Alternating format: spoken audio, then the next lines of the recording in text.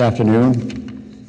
My name is Sandy Fraser, and on behalf of the L'Arche community, locally and provincially, I'm honored to pay tribute to Bob and his last career, that of chair of the fundraising campaign for L'Arche's Building Our Dream project.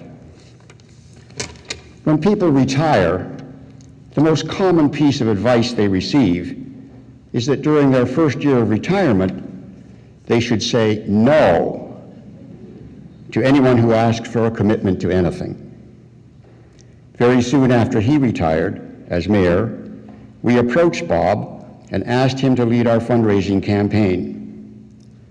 During our discussions, and in his usual humble manner, he stated he wasn't very good at raising money. To illustrate, he said all he'd ever done was approach so-and-so for a little bit here, and somebody else for a little something there, etc., etc. Pretty soon it became obvious that he'd raised substantial amounts, and he had unintentionally violated and unintentionally proved our case for asking him. To his great credit, he violated the standard wisdom around retirement and agreed to serve. I remember his exact words: "I can't not do it." How typical of this caring, compassionate person. As chair, he led our regular Monday morning meetings at Applewicks.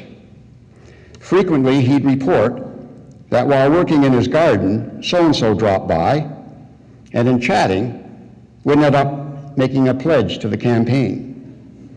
We jokingly suggested that we make his garden the campaign headquarters. His leadership was dynamic, enthusiastic, and imaginative. While undergoing his cancer treatments, he continued to be involved, regularly asking for updates and suggesting actions. He was more worried about his illness interfering with his responsibilities than he was with the illness itself. In the unhappily brief time at the helm, he set a good course for us to follow. Bob took great delight in getting to know our core members, and they enthusiastically adopted him as part of the L'Arche family.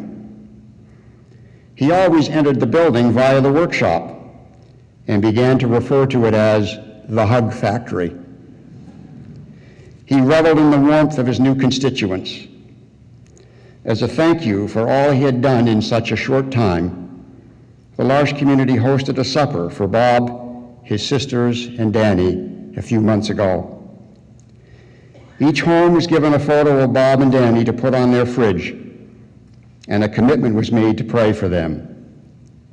We all know the fridge is where you put photos of your loved ones. Bob will always hold a special place in our community.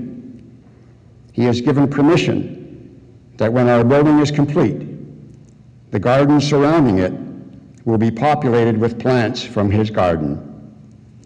That way, his spirit will continue to bloom and touch us all.